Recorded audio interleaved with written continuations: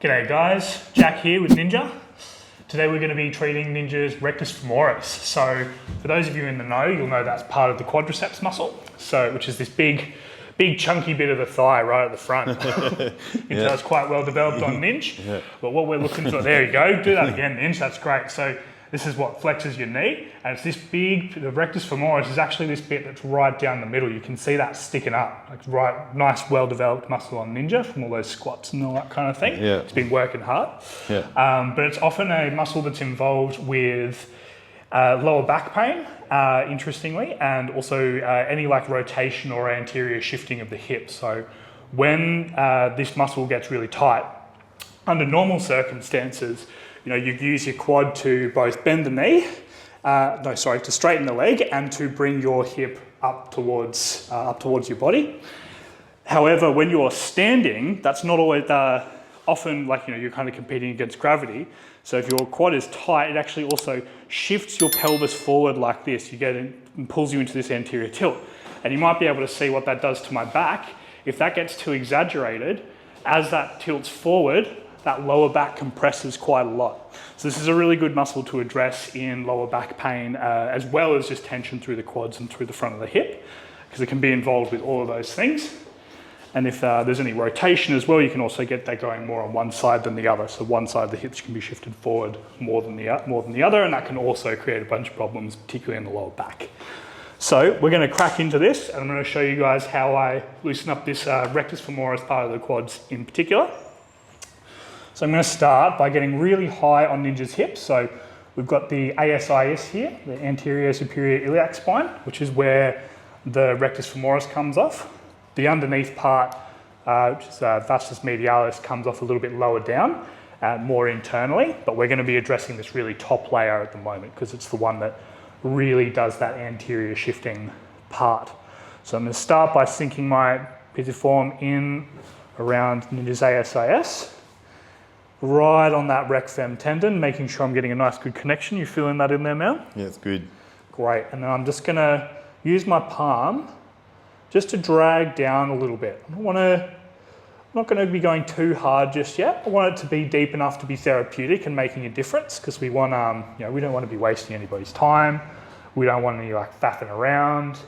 We want every point of contact to be useful and beneficial, and moving the needle towards better function, less pain, all that kind of stuff. And so I'm just going to work my way down, and I'm not going to go all the way down either. I'm probably going to go down about like halfway down the quad from where we go into tendon and really into muscle belly. So really just keeping contact with that tendon. It's good, man. So I'm shifting down. You might see Ninja's quad starting to bunch up a little bit, and I'm making sure I'm staying between this vastus lateralis and vastus medialis part as well. Just pushing down, maintaining that nice myofascial stretch as we're moving down the leg. And then about halfway down there, I'll bring that out, because I want to make sure I'm really focusing on the tendon here, because it's like loosening off the tendon and focusing on that, particularly in this muscle, that's going to give us the most bang for our buck, make sure that we're making the most positive difference for Ninja. So I'm just going to wax up my elbow again, and then now what I'm going to do is I'm going to get into more of the like actual treatment stuff of this. So that's just to get Ninja primed, make sure his tendons are familiar with my touch, make sure that he knows where we're going. And then I'm going to get my elbow, and I'm going to basically do the same line. And I'm going to sink in and angle back, shift my, like that one? Yeah, mate. Just shift my pressure back, so I'm really digging into and almost underneath that ASIS, the pointy bit at the front of Ninja's hip, really contacting, and I can already feel that starting to melt off. Yeah, yeah. It's even just that, that act of really connecting in often starts to soften the rec fem already. You can see Ninja's quad bouncing around there, starting to dance with us a little bit. And I'm just going to slowly drag that down.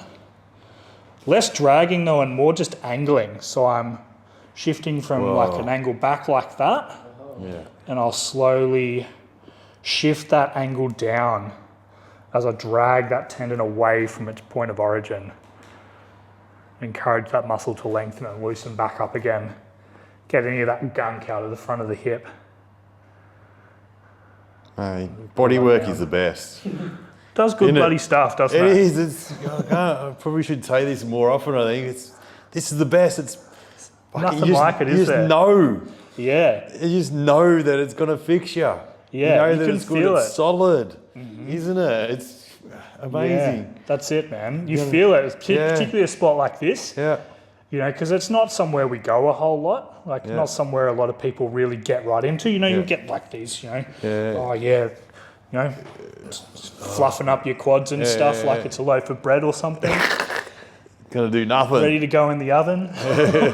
Needing some dough, you reckon? Yeah, needing some dough, you know. Yeah. But no, what we really like want to be doing is making sure that connection's nice and strong. And I'm actually going to come back to this part of the tendon too. And I'm going to get in from the inside and then from the outside as well. So as you might be able to see there, I'm just flicking over that tendon a little bit to make sure I'm in the right area. And I'm just going to roll off just onto the inside. Almost feels a little bit hip flexory sometimes. And really just connect in again. There you go, it gets pretty strong pretty quickly. It does. And again, just shifting my angle. So I'm just contacting the inside of that tendon and encouraging it out and away, restoring the elasticity to it, bringing that smooth movement back, stretching it out, pinning it, and then just gently encouraging it, not by like, I've barely got any wax on, I'm just shifting my body weight, letting whatever it needs to do happen. We'll shift down eventually as we're maintaining that connection.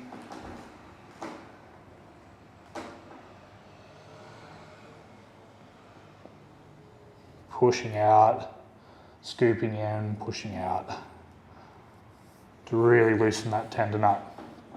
And then again, like I said, we come around and we'll do that from the outside as well. Make sure we're addressing all the different facets, all the different angles that we can get into. If you can get into it, then it's a good place to explore. And again, we'll just find that, but this time from the outside. You can see me just quad light up there as we land on that spot. Just a bit down from the TFL, but more towards the front of the leg. Connecting in with that tendon. And for most people, one of these three spots will really light up, even like more strongly than the other. And again, we're just keeping contact with that tendon. I can feel that, you know, jumping around and starting to loosen off as it twitches a bit underneath my pressure.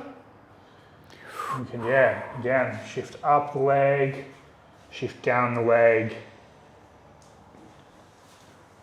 You know, and this is what's going to, really like let the hips move properly, especially. Take any of that anterior tilt out, particularly good for people who are, either like working their lower body a lot, whether that's, whether you're on a job site and you're, squatting down and standing up and picking up heavy stuff a lot and you're relying on your quads quite heavily, or if you're in like at a desk and you're required to sit down in a stationary position for quite a long time, makes the quads really short. This tendon in particular can get really like fused up and like almost kind of like fuse into the one below it. Get all those fascia and connective tissue starting to adhere together. Can create more of that anterior shift or more of that anterior tilt. Or if you tend to especially if you tend to be quite active and then also work a sedentary job, because you're going to be working these quads super hard, particularly if you're running or doing a lot of work in the gym. You'll be working these muscles really hard and then sitting down for a long period of time. They'll be going from hot and active to cold and short. It can create a lot of problems if you don't get it addressed. Just shifting that down again there. Cool, we just work through that until those tendons up the top don't feel so wiry, don't feel so like iron rod-like. So it can get really, really jammed up in there. It almost feels like there's sometimes when you're working on those, it can almost feel like there's like a like a metal bar sitting like right there at the top of that, rectus femoris. But now we're going to get into like one of the real big money spots for the rec fem as well, which is right down the base here where it meets the rest of the quad muscles and forms into this like the start of the quadriceps tendon. So I'm going to start right down here, just above Ninja's kneecaps. This is right in here, sinking in to the top of Ninja's patella, as we call it in the business. It can be quite ropey and jumpy, as you can possibly see. That's trying to run away from my pressure already as we're sinking in. So I'm just flattening out my pressure a little bit, so using more of the blade of my arm rather than the point. If you can get the point in there, it's fantastic, but sometimes it's a little bit too tight for that. So you want to start with more of the blade. And then you just, as we sink all the way down, just angle my pressure back up the leg, scooping away. And just encourage that this tendon to loosen off as well. So we're hitting it from every possible angle. We're above, we're below, we're left, we're right. Making sure that anywhere that this could be tightening up, we're addressing. And that's going to get the rectus femoris and the rest of the quad even nice and loose, ready to perform. Helping to reset the posture, reduce compression in the lower back. Dear, dear. It's got a bit in it. Strong. You're strong too, mate. You could do it. Yeah. You're almost there. Yeah. That's good. It's a really good way, even if you're just treating, if you're having the problems with the rest of the quad as well. These are some great areas to keep in mind. Whether you're treating the side of the leg, the inner thigh, for any problems with flexing the hip or with pain in the lower back. This is a good spot, and these are a good few spots actually to keep in mind and to have a look at to make sure you're addressing. Particularly in terms of making sure you're getting the long-term results that you need.